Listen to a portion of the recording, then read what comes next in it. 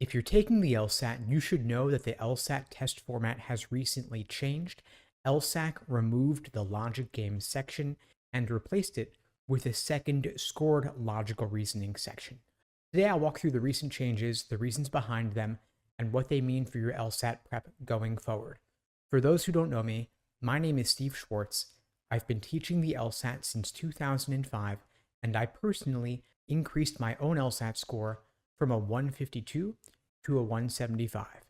Now, ever since the June 1991 LSAT, the LSAT format was consistent with logic games, logical reasoning, and reading comp. There were some changes here and there, most recently due to the LSAT Flex format introduced at the beginning of the pandemic, and then more recently when they added back in the unscored extra experimental section. But overall, the test questions remained largely the same: logic games, logical reasoning, and reading comp.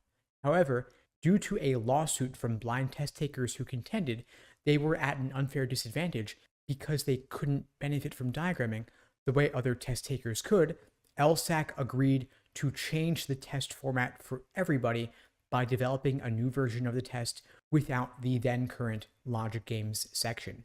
LSAC experimented with a couple of substitution questions to replace logic games, and they tested these out in a field study in December 2022, for example. They tested them out here and there on unscored extra sections for other test takers, but ultimately they decided to simply remove the logic games section entirely and replace it with a second scored logical reasoning section. And they announced they were not making any big radical changes to the test other than the removal of the logic games section, meaning they were not going to add in some new bizarre type of LSAT question. Great news for me, great news for everyone, and no need to study anything additional. In fact, for the average test taker, all you've got to do is spend more time on logical reasoning than you otherwise would have. This is great because it's less material for you to study. You can narrow your focus on logical reasoning, since any gains you make in your understanding of logical reasoning will be doubled across the two sections. However, we did see early indications going as far back as November 2023 that LSAC was making some unannounced subtle changes to the test. Specifically, since last November, we saw in the unscored extra sections that LSAC is including an increased proportion of questions involving formal logic, conditional reasoning, quantitative reasoning in the logical reasoning experimental sections. What this means is that LSAC may be looking to test out these concepts in logical reasoning, since they can no longer test them in the logic game section, which is what they used to do. LSAC has done this quite consistently for every single LSAT administration, going back since at least November 2023, if not earlier. And on recent official scored LSAT sections, we have also seen more questions involving conditional reasoning, formal logic, testing out your understanding of numbers and percentages. And so what this means is that if you're taking the LSAT going forward, you're going to want to devote a bit more time to these types of questions than you otherwise would have. Again, LSAC is not radically changing the test. This is a slow evolution where they are increasing the relative proportion of questions testing this type of logic. And so, if you're studying from recently administered prep tests, which I hope you are, you should be aware that you may want to devote a bit more time to those specific types of questions than you otherwise would. This will include inference questions, this will include parallel reasoning questions, this will include sufficient assumption questions, and maybe even some flaw questions as well.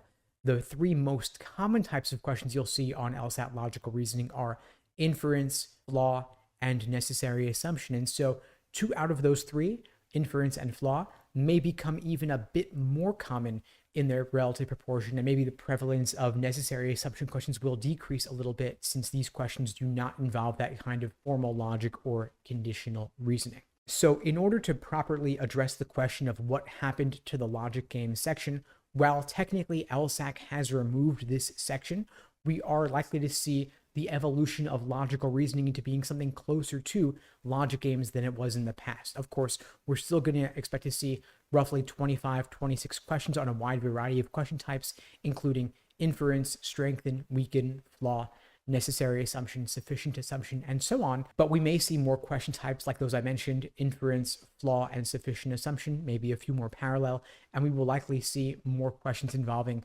conditional reasoning, conditional logic, testing your understanding of necessary and sufficient conditions, your ability to form conditional chains, link things together. Diagramming and such may still be useful, despite the reasons for that lawsuit that initially removed logic games from the test for everyone. Now, if you'd like my help on your journey to scoring a 170 or above on the LSAT whenever you're taking it, there are a wide variety of ways that could support you. You can check out the links below to find out more. And to book a call with me and my team, we'd be glad to help you out. We offer live online classes via Zoom, on-demand video courses, small group coaching, and one-on-one coaching. And if you're curious for some examples of the types of questions I'm talking about, again, these have appeared on the LSAT going back decades. It's not something totally new, but we may see a bit more of it than we did in the past. So for example, if we were to take prep test 30, for example, going back 25 years or so, there was an inference question, a must be true question specifically about inspired musical performances.